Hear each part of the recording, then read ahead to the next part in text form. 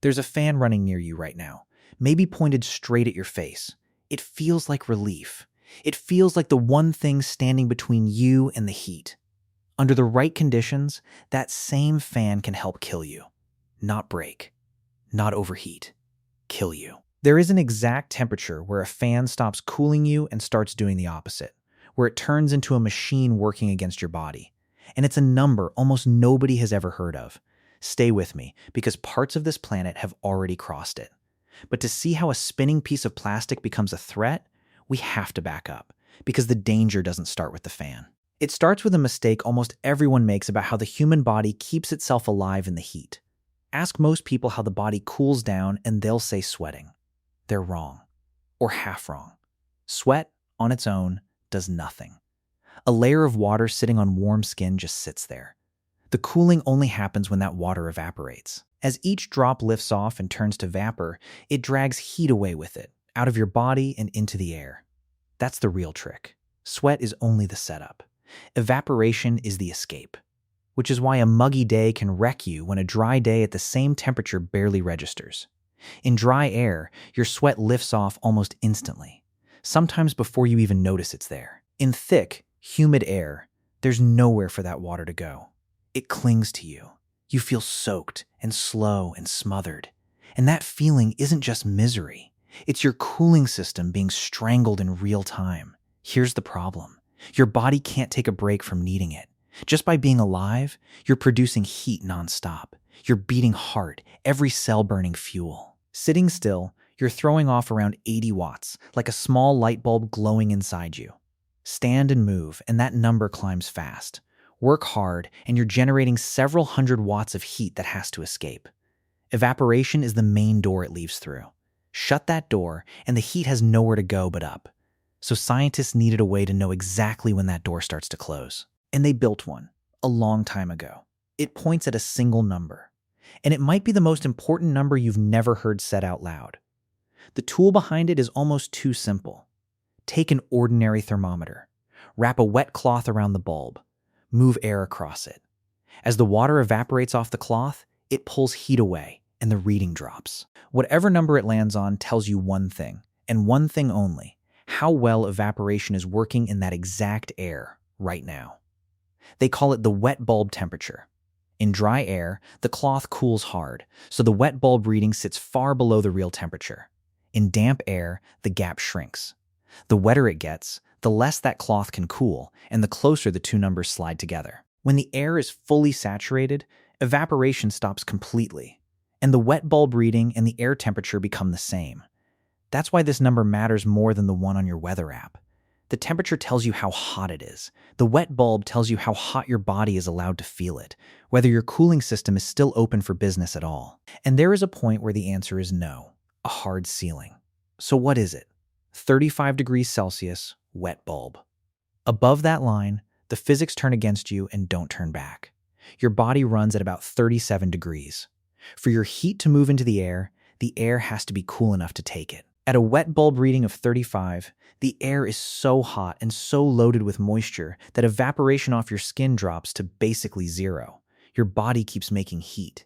It keeps sweating out of pure desperation. But the heat and the sweat have nowhere left to go. Your core temperature starts to climb. And unlike a fever, which your body raises on purpose to fight an infection, this rise is completely out of control. Heat stroke, organ failure, death. And this is the exact moment the fan turns on you. On a warm day, a fan is a gift. It drags air across your skin and speeds evaporation along. But once the air gets hotter than your skin, around 35 degrees, the fan is no longer moving cool air past you. It's blowing air that's hotter than you are, straight onto your body. Now you're absorbing heat from the breeze. The fan has quietly become a heater aimed at your chest. Add humidity, close to that wet bulb ceiling, and you've built the worst possible trap. Evaporation has already failed. The fan can't restart it. All it can do is speed up how fast that hot air dumps its heat into you. And this isn't a chalkboard theory. It's been measured. Research on older people, whose hearts and circulation can't keep up under stress, has shown that in extreme heat and humidity, a running fan can push core temperature up instead of down. Now, here's the part that should genuinely unsettle you. For years, climate scientists treated a sustained 35-degree wet bulb reading as a future problem, a line humanity hadn't crossed yet, something for the horizon. They were wrong. A 2020 study in Science Advances went back through decades of weather station records and found that this threshold, or something right on its edge, had already been hit in South Asia, around the Persian Gulf, even in parts of the United States. The events were brief, hours, not days, but they were real, and they were happening more often than anyone had forecast.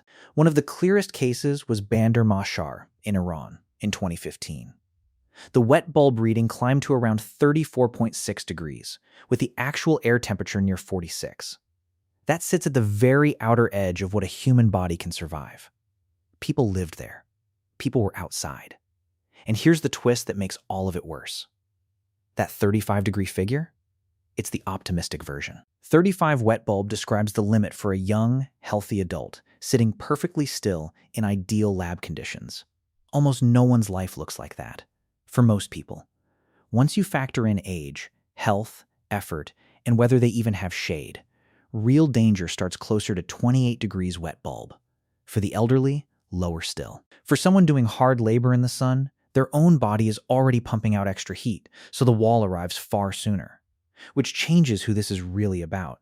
It was never the person in an air-conditioned office glancing at a screen. It's the farm workers across South Asia, the laborers building in the Gulf heat, the older people trapped in apartments during a heatwave nobody warned them about, which is exactly what killed around 70,000 people across Europe in 2003. 35 is where survival ends for anyone. But most heat deaths happen in that quieter stretch between 28 and 35, and we are spending more and more time inside it. So, back to the fan. The reason it can help you die faster isn't that fans are secretly dangerous machines. It's that the conditions where they flip from helping to harming now exist on this planet. They're getting more common, and almost nobody has the words for them. We talk about the temperature. We talk about staying hydrated. But the one number that decides whether your body can cool itself at all barely ever makes the forecast. That's the wall. Below it, your body still has a fight. Above it, no water, no shade, no fan, nothing you reach for changes what comes next. The physics simply shut the door. And the hard truth is this. Some parts of the world are already brushing against that wall. More will reach it. And the billions of people living there mostly have no way behind the one thing that works past the line. Air conditioning, which, for most of them, was never an option to begin with. So the next time it's hot, and right now, for a lot of the world, it is very hot, and you reach over to switch on that fan. Now you know what it can do for you, and what it can't. And why, sometimes, the thing you grab to save yourself is the thing making it worse.